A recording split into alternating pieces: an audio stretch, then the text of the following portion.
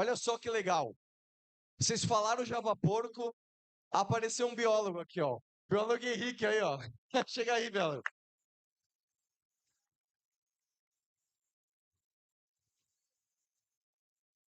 Cara, eu vou te falar uma coisa. Essa nossa vida, às vezes, ela é muito cheia de brigas, mas às vezes ela nos dá a honra de conhecer pessoas legais. Esse ano eu tive a honra de conhecer o biólogo Henrique, fiz o convite. Chegou atrasado, mas chegou. Estão se conhecendo agora, né? Então, pô, obrigado por você ter vindo aí, Henrique. Valeu. Vai, então. Fala, galera do Missão, estamos aqui com o nosso presidente.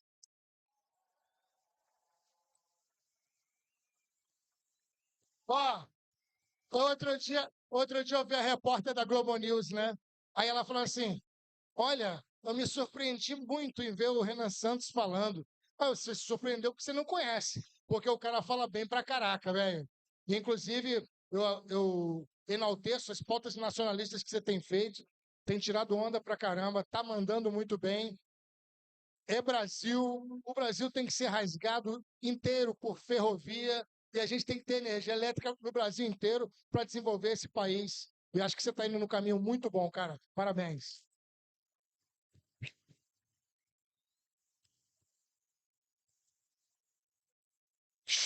Chupa vegano.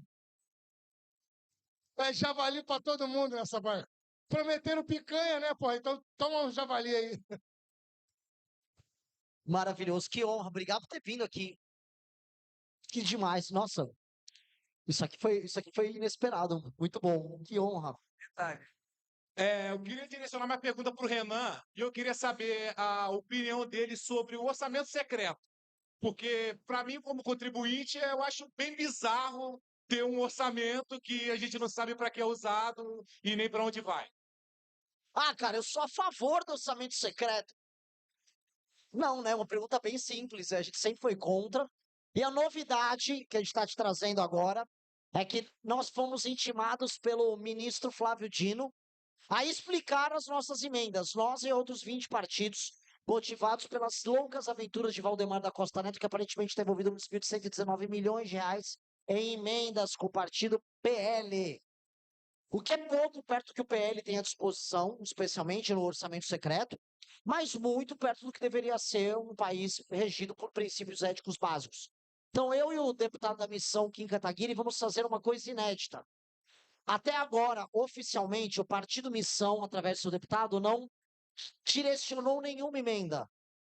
Todas as emendas direcionadas eram no período que ele pertencia a uma agremiação nojenta, chamada União Bostil.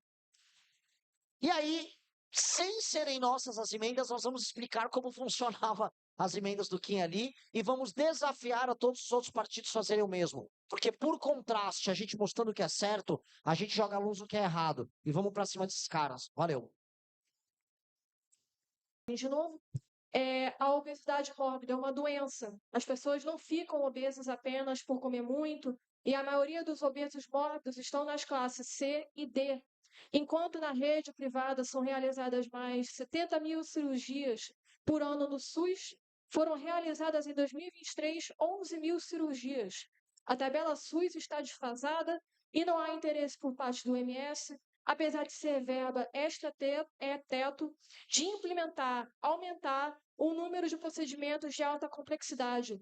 Como presidente, qual seria a sua política de saúde? Como você vê? Qual seria a sua saída para resolver o SUS de fato, exercer a sua proposta? O SUS, ele é caótico, porque o modelo dele, não trabalha bem a prevenção, e dois, quando você vai caindo na parte de alta complexidade, há uma gigantesca dependência de recursos oriundos de emendas para que o SUS funcione. E há desde ingerência política a falta pura e completa de recursos. Essa pessoa que precisa de uma cirurgia, eu não vou pegar o caso da obesidade, qualquer cirurgia, ela já demora para fazer os exames. Depois que ela passa da fila do exame, ela vai para a fila da cirurgia há muito tempo. Não há disponibilidade de médicos, não há disponibilidade de equipamentos. Isso, no fundo, é a ausência de investimento, em infraestrutura hospitalar, e dois, na parte de custeio do SUS, o uso racional dele. O modelo que eles chamam de hub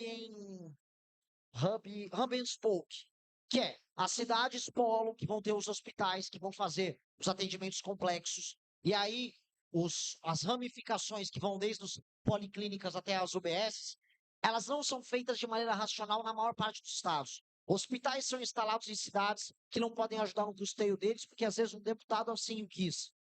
Isso acontece, por exemplo, no Rio Grande do Sul, que a gente teve uma discussão gigantesca com eles ali. Em outros lugares, o governo estadual não dispõe de recursos suficientes para fazer o custeio de um hospital de maneira efetiva.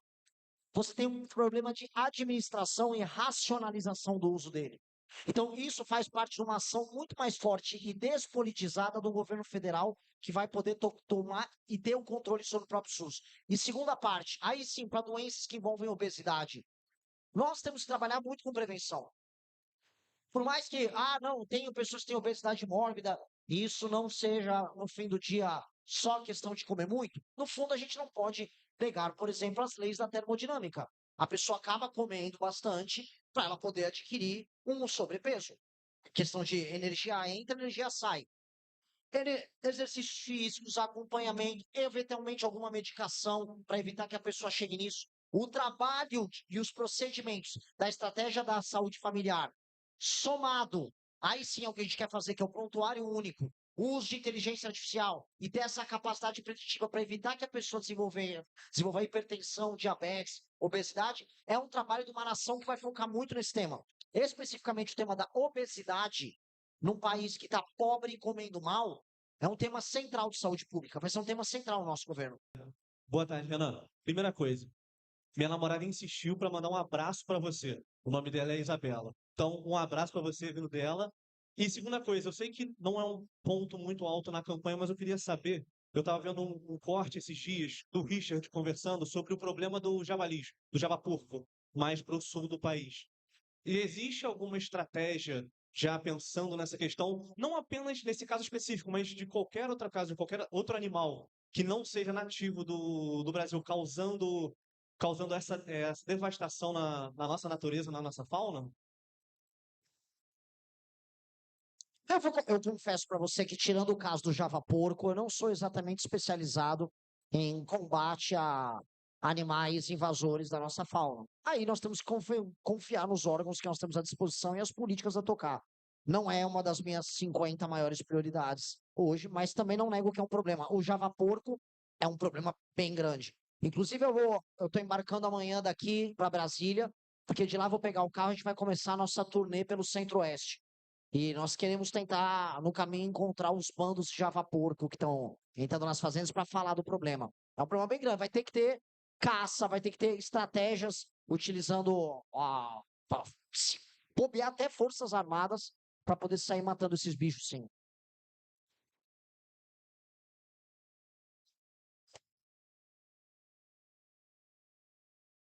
Oi, boa tarde. Meu nome é Nicolas. Eu atuo na área da educação, sou professor de matemática, e eu percebo que no Brasil os estudantes têm muito medo de exatas. Eles têm muito medo de matemática, física, etc. E a missão vive falando sobre a gente investir em industrialização, em polos de tecnologia com IA e etc.